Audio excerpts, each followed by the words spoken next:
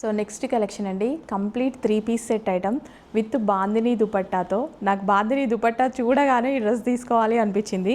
So చక్కగా heavy bandhani దుపట్టాతో, colour combination బాగుంది. So క్రీమ్కి ఇలా లైట్ క్రీమీ షేడ్కి బాందినీ దుపట్టా చాలా బాగా కనిపిస్తుంది బయట కూడా.